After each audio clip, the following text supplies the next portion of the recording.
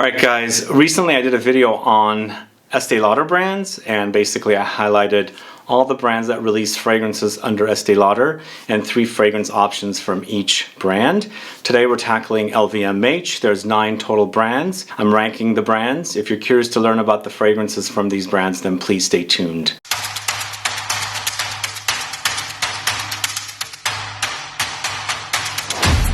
Thanks so much for tuning in. This is Sebastian. Yes, today we're doing a ranking LVMH owned brands. LVMH owns a lot of brands, including the store Sephora chain. So it's under LVMH, Louis Vuitton, Moet, and Hennessy. And not only do they have beauty brands, fashion brands that release fragrances, they also have beauty brands that don't have fragrances, food brands, champagne, liquor, all of that stuff under LVMH. But we're focusing on the beauty brands that release, or fashion brands that release fragrances. And today we're going to go ahead and get started with well, before we get started, I should say, I'm thinking about doing other conglomerates, but after looking through my catalog of fragrances, I don't have a lot of fragrances from the other conglomerates, like L'Oreal, maybe, Coty, a little bit, Interparfums, a little bit, and then Puig, a little bit, and then there's other brands under smaller ones. But it might be a little more tough to tackle those brands, but let me know which other conglomerates you want me to tackle. But let's get started with the LVMH brands. The first brand is called FENTY. FENTY is Rihanna's brand. The reason I'm ranking it here at number 9 is because there's only one fragrance from this house. They're mostly known for beauty, skincare and things like that, but they have a really delicious fragrance that I really like, and I wanted to highlight it, so I'm putting it here at number 9. So hopefully in the future when they launch more fragrances, this can move up, but for now, FENTY is at number 9. And this FENTY by FENTY is so delicious. It kind of is a modern take on something distantly related to Angel, because for me this stuff leaves a really great trail. It smells fantastic, but it's fruity, juicy, citrusy, floral with the light smokiness and musk and patchouli. It's a great scent. I travel with this all the time because I like the trail it leaves, and I've got a little bit left in my bottle, and I think I'm going to take that with me on this next trip. But either way, FENTY is the first brand we're talking about. Number 8 brand, I couldn't get a top 10 by the way, but number 8 brand is Fresh. Now Fresh is a brand I discovered in the 90s. They were not part of LVMH at that time, at least I don't think they were. And now they're under LVMH. Fresh, Cannabis, SANTAL, and HESPERIDES are the 2 fragrances. And Cannabis SANTAL was one of my favorite fragrances just before I started doing reviews of fragrances. I really liked it. It was dense, it was a bit dark chocolatey, it was definitely patchouli, and it kind of had a bit, a hint of Angel, Mugler's Angel, which I quite liked here. But it has been reformulated, it has gotten watered down, but for me it still smells great with the patchouli, dark chocolate, plums, and rose, and bergamot, and orange, and everything else like that. And what I like to do with Fresh's Cannabis SANTAL, layer it with Molecule 1 plus patchouli. That layered together with Cannabis SANTAL boosts up the fragrance, intensifies it, gives it a woody backbone, and it smells fantastic. So the first fragrance is Cannabis SANTAL from Fresh. The second fragrance is HESPERIDES Grapefruit, another fragrance I wore before I started doing reviews, and I was a big fan of this one. They do have more fragrances that I've sampled and worn, but the only 2 fragrances I have currently are these 2. And then the HESPERIDES Grapefruit is a juicy, bitter, zingy, tart grapefruit with some sweetness in there, but it's an overdose of citruses. There's also some fruitiness and some flowers and musk in there as well. But it's a great scent. Once again, it's a bit thin. It's perfect for really hot days. So if you want to boost it up, that actually really nicely boosts up with Molecule 1 plus Mandarin to, intensify the citrusy touches and to add a kind of a woody base with the ISOE Super in there. So number 8 brand is Fresh. Let me know if you're a fan of these brands so far. There is actually a brand from San Francisco that's owned by LVMH called Benefit Cosmetics, which unfortunately, they used to have perfumes that I've smelled and worn, but they don't have anymore. But it's an interesting thing that we have our own, San Francisco brand under LVMH. I would have featured them here, but they don't currently sell any fragrances, and I don't have any of their classics. But moving on to the next house, it's a fashion house called KENZO. KENZO is under LVMH. Only thing is I don't have a lot of KENZO fragrances, but today I'm going to highlight 2 jungle fragrances. KENZO Jungle Elephant, this one right here for the ladies, and KENZO Jungle Homme, this one right here for the men. They're kind of different and the same at the same time, although they don't smell very much similar. For me, KENZO Jungle is definitely kind of vanillic and floral, a bit jungle-like, humid, warm, lush greenery and vegetation and woods and spices along the way. That's what you get with KENZO Jungle Elephant. And then KENZO Jungle Homme, on the other hand, to me, reminds me a bit of Declaration by Cartier for men, the original. So it's woody, it's spicy, and then of course there's some light citruses and musky touches. So this KENZO Jungle Homme is created by Olivier Cresp. KENZO Jungle Elephant is created by Dominique Ropion back in the 90s.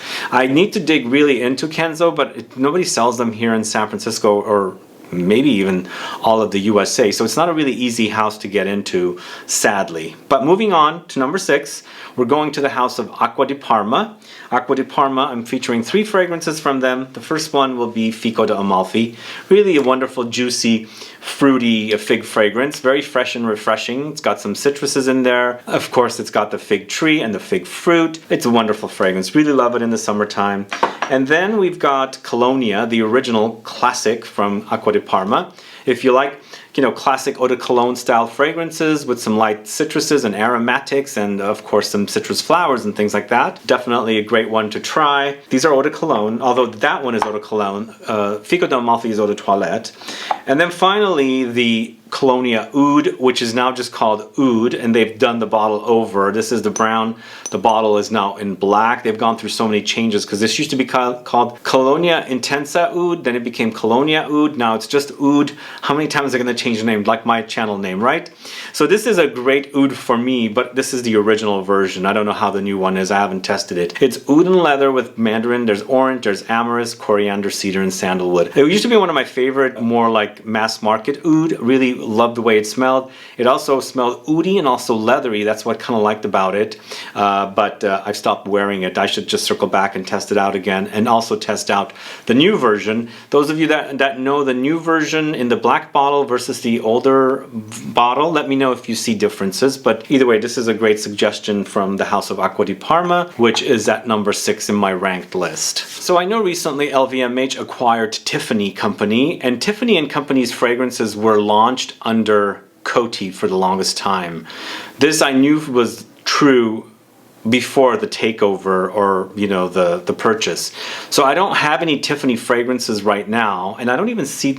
I actually went to LVMH's website to get all the brands. I didn't see Tiffany listed there. So I don't know if that sale has gone through yet or not, but eventually if that goes through and their fragrances are under, you know, LVMH and things like that, I'll talk about them. But number 5, we're going to talk about Givenchy.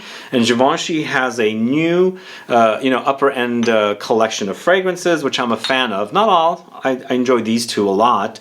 So Noctambule is a great rose and oud fragrance. Very jammy, juicy rose, lots of spices, and there's a papyrus here and the oud, and then of course there's a bit of cumin spice in there as well. MMW, on the other hand, is kind of a molecular and woody fragrance, and what I like about this one is it's got a great sexy, you know, trail it leaves. It's got ambroxan, ISOE Super, Palo Santo, so it's woody and musky. And then I'm going to highlight a male fragrance because I haven't dug into the female or feminine fragrances from Givenchy. If you guys recommend any, let me know. But it's Gentleman EDP, the EDP that came out in 2018, I think it came out. And yeah, and I really like this one. It's a very vanillic and powdery with orris, with tolu, so it's balsamic, and of course it's also aromatic and spicy. This one is created by Olivier Cresp and also Nathalie Lorsan, whereas MMW is also created by Olivier Cresp. So that is the 5th brand. Now, can you guess my 4th brand? I'm putting it here. I like it a little more than Givenchy. It's Loewe. Loewe has kind of become one of my favorite houses. It's a Spanish house under LVMH, and I kind of call them a little eclectic and maybe a little edgy, like Comme des Garçons, I would say. So that's why I'm putting them here and at number 4. Loewe 001 Man is such a delicious fragrance. It's very musky and also powdery, but more like carrot seeds powder. Also there's Ambrette seeds in here because Ambrette seeds are musky. So there's violets and then there's musk and cypress. It's kind of a different take on something like Dior Homme line or Dior Homme Intense and things like that. But a really wonderful fragrance. If you like the idea of violet with carrot seeds, which is iris powdery, and Ambrette seeds, which is musky, definitely try Loewe 001 Men. I think it's a great fragrance. And then also a unisex offering, Paula Zabiza. It's a unique beachy fragrance in that it's more green and earthy rather than coconutty and suntan lotiony, if that makes sense. This one to me is more like a Northern California beach where it's freezing cold and there's green pine trees and eucalyptus trees and things like that. So that's what I like about this one. It's different in that it's not necessarily your tropical beach fragrance, but they do have a new one called Eclectic, Paula Zabiza Eclectic, and that is more traditional coconutty beachy, but that one I would say it's a Northern California beach. And then finally this one is the male targeted release from the 80s. This is Essentia, this one right here, and this one I think it's a kind of a polo green kind of a take on fragrances. So it's a fougere of chypre, you know, melding kind of leather with pine and those kind of notes and aromatics and spices and things like that to create wonderful green fragrance. So Loewe in Essentia is the third recommendation from Loewe. Let me know, those of you that are fans of this house. I see their fragrances are finally on NeimanMarcus.com. You cannot go to a store and find them. But when Loewe 001 Man and 001 Woman launched here, or when they just launched, they were selling at Barney's and Nordstrom's. They don't sell them anymore. And recently when I was at Selfridges in London, I was told that the 001 Man and the 001 Woman were supposed to be layered together. I haven't done it yet. I'm going to try it, but let me know if you're a fan of Loewe brand. It's a Spanish house that I really have gotten to really fall in love with their fragrances, and I will be exploring the brand even further. So let me know what fragrances I should check out from this house. Da-da-da-da. Okay, I'm putting MFK at number 3. So MFK went to number 3. If some of their most amazing fragrances were still selling at MFK, it might have even been at number 1, but sadly I've put MFK at number 3 because they've just continued all of their great stuff, unfortunately. No more Absolute Pour Le Soir, no more Cashmere Oud, no more Pomme. All of these things are gone. Where the hell are they? But I still like Baccarat Rouge Extrait. I think it's a great fragrance. If you don't know this one, definitely check it out. It's one fragrance that everybody seems to be in love with. They can't keep the stock in at Neiman Marcus. Apparently it sells quite a bit. So it's Ambroxan, Ambergris, there's Jasmine, there's Saffron, there's Almonds, Cedarwood. Very intoxicating, a very sexy trail. Really love it. Also Oud Satin Mood, the EDP version. It's a rose violet oud combo with vanilla, of course. Can't forget the vanilla, and there's amber and benzoin, so there's a kind of a sweet edge to this. Makes it easier to wear, and of course I think it's very popular from this brand as well. And then I want to highlight one of the citruses, Aqua Universalis Forte.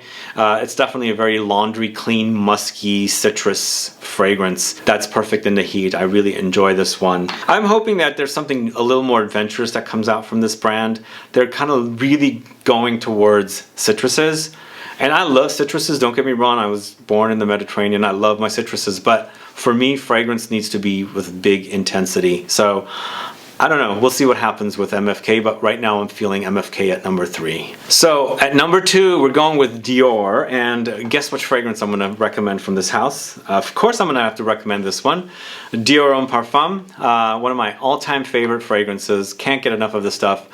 I think it's the smell I enjoy, not the fragrance as well, because I'm addicted to the smell and it's very addicting. It's Florentine Iris, Sandalwood, Leather, Ambrette, Agarwood, Cedar, Rose, Orange, maybe a little bit Oud. It's very sexy, very powdery. It smells of makeup and leather together, lipstick, makeup, leather kind of a thing.